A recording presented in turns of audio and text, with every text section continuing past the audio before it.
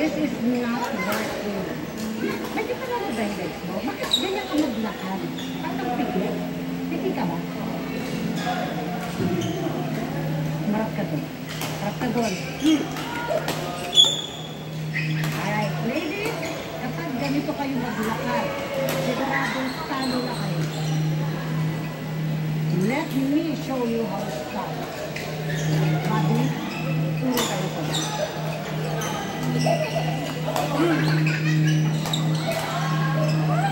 Ano ba? Tulang pa. Move to the left. Yan, sabi ko eh.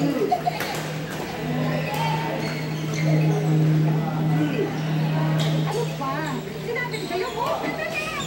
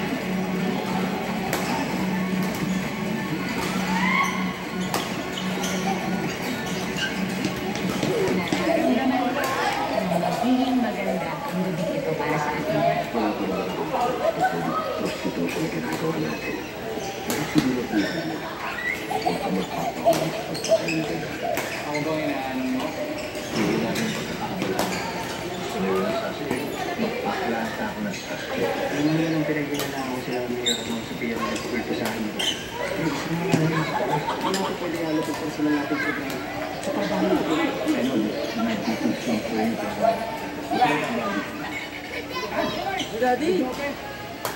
Tama yung hinala ko dito gamit ko.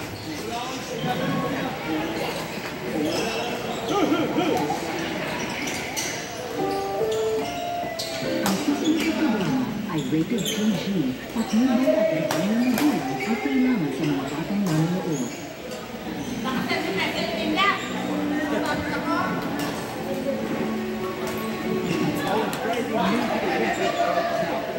Unang papasila ng dagat para mag-complete pero hindi tayo sisikain hindi ng dagat. Ito ang literal na coastal cable mukha.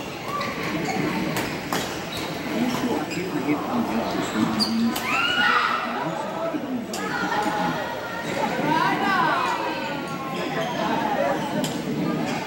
ang content nila in your face. Ito ang unang diskarte sa pagkuhuli ng mga isda.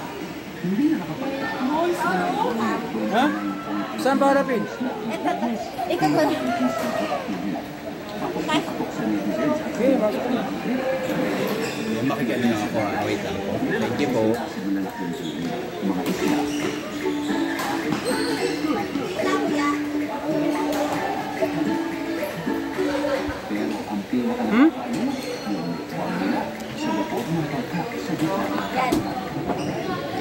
Kita. Literal na busy-busy sa mga bangkero na minsan ay kusinero. Parang fiesta sa lahat na sabay-sabay kumakain ng sariwa at bagong food. Pero bakit na tila hindi napapagod ang mga bahay natin sa pangluto ng mga isda? Yan ang maabangan namin. Sa ating bagong later series for Wild Survivor, tuloy-tuloy ang adventure natin sa African Savannah kung saan makakakuha natin ang iba't ibang pwesto ng pagsiba sa kanin at Pilipinas. Magkapatid na leon, magkatandem din sa pagsiba.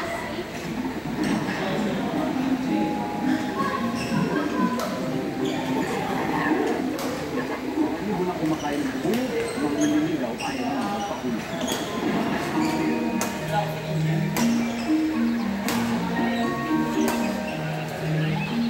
Binatang ibon, lahat na pupusuan, ginagawa niya ng taas.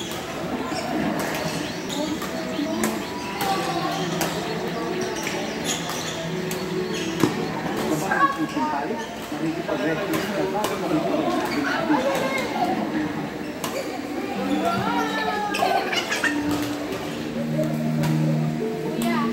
dalawang natin dito, nagpakiklaban, totally great. Ito ang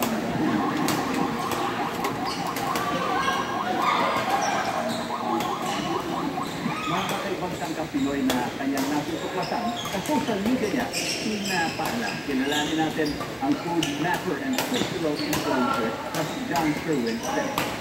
Mula rin sa City Wetland 74 ako ang kasama niyo sa isa na mga bagong adventures sa ating nag-iisang amazing Earth.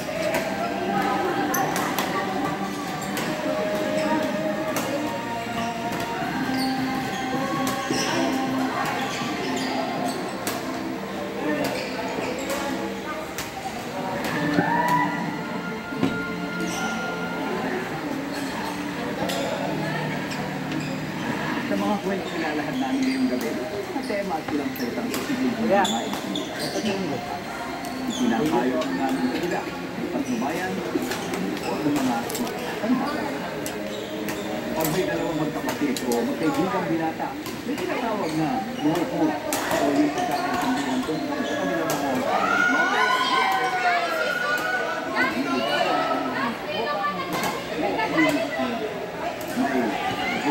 din sa Animal Kingdom. Pero, iba ang kanilang iba. Hindi natin sa kwento ng Animal Kingdom. Asawa ko, ang magpapulong ng lalaking mabunyatok sa isang ebony tree sa gilid ng New Orleans. Naging nagkasap.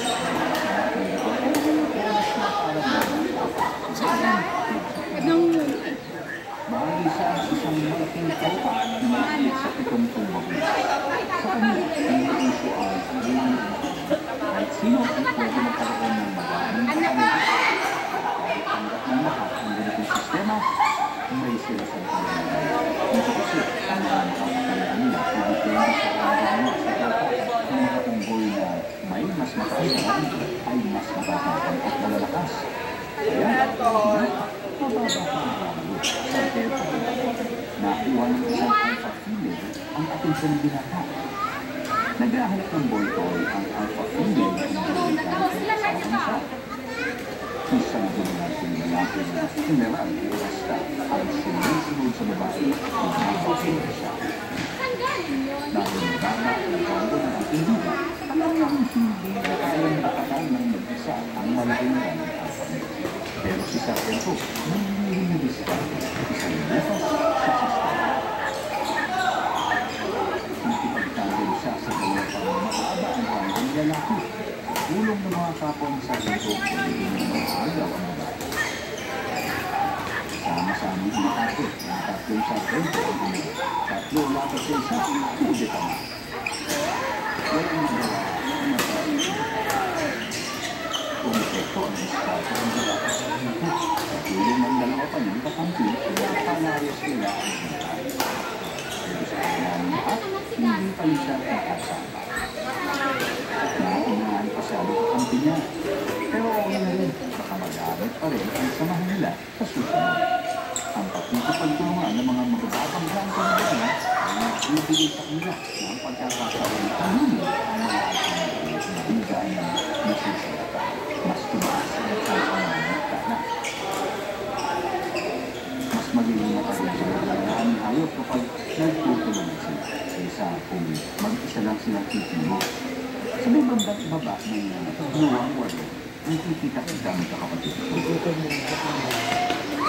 tulad ng mga ungkol, ang mga lalaking ngayon ito ay bumubuo ng isang samahan ang habang buhay. Bata pa sila, ipanikis pa ang mga buhok nila. Pero, hindi na silang samahan ngayon. Kailangan nila maprotektahan ang mga kapatid nila mula sa ibang lalaking ngayon na makabuwag din ang kanilang samahan at maaaring patayin ang mga maprotektas nila. Pag nangyari ang mga inyo, papayag ng mga saan. Habang noroon sila, hindi sila pinapayag ng ang malinong ng mensahe sa mga gustong umagaw sa kontrol nila na huwag nyo kami nasunod. Naririnig ang mga atungan nila hanggang malinong nila sa mundo. Malinong na mensahe sa mga kalaban, mga sila, ang boss ito. Pwedeng taon ang isagayo sa kontrol. Pwede rin mag-ilang. Kaya kailangan nilang makikitalit ng madalas at agad-agad habang may oras pa. Isa sa mga lines ay natigay sa piling na siya ng mga lokal na scientist at may suot siyang rubicona. Ramdam ng mga lalaki na kailangan siya makipagtalo.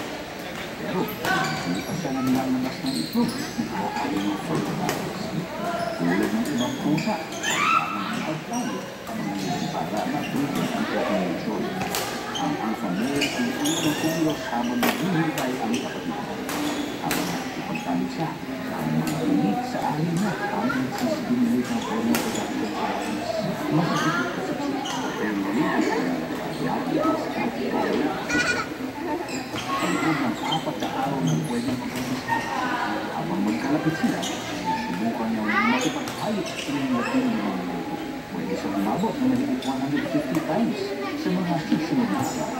Habang mas madalas ang pagkakayop, mas malakas ang hormone surge ng babae, mas mataas ang chance ng ovulation. Gagawin ng lalaki. Gawin nabuntis niya ang babae. Hanggang sa mapagod siya. Pag napagod na ang alphabet, papalit ang kapatid niya. Sa pagtutulungan nila, may ilang bantay sa kanilang telepopi. At dahil sa alyansa nilang magkapatid, mas napapanatili nilang buo ang buhay at buhay ang buhay. Pag sinabing trabaho na may kinalaman sa pagkain, ang naisip agad natin ay cook o chef. Pero alam niyo ba na meron yung tinatawag na food master. At ang trabaho niya ay alamin ang local ingredients para makukunin at kapag-aralan. Meron ba dito sa Pilipinas?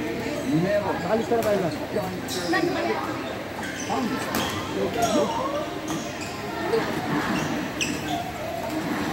Ang local PJ ay sa social media platform kung saan pinadokumento ko at pinopromote ang ibang uri ng pagkain para mapromote ang ating mayamang culinary culture ng Pilipinas.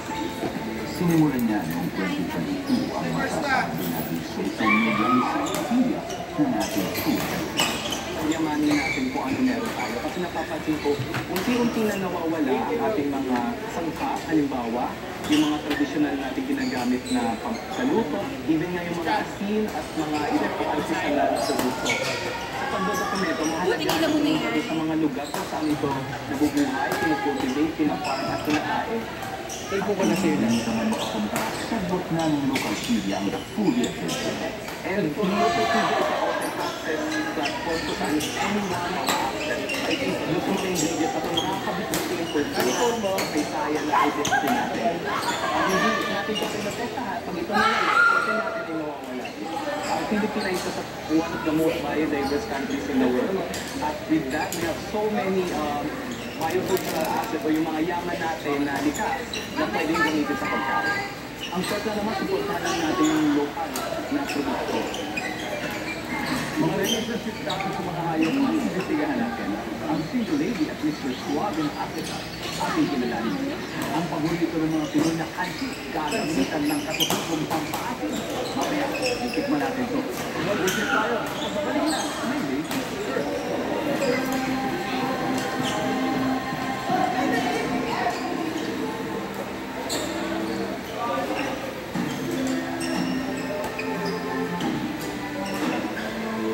Ngayong October, pag-indahan ng Richard D. Highlight.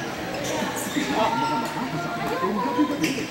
Bianca Gonzalez, Robby Domingo, James Hill, Gabby Garcia, Nelay Viveros Francisco, and Sophie Alexa Ilaca, Maddie Legaspi. Ito ang teleserye na totoong buhay. Pinoy Big Brother, Celebrity Collaboration. Isa pa po. Simula ngayong October 25.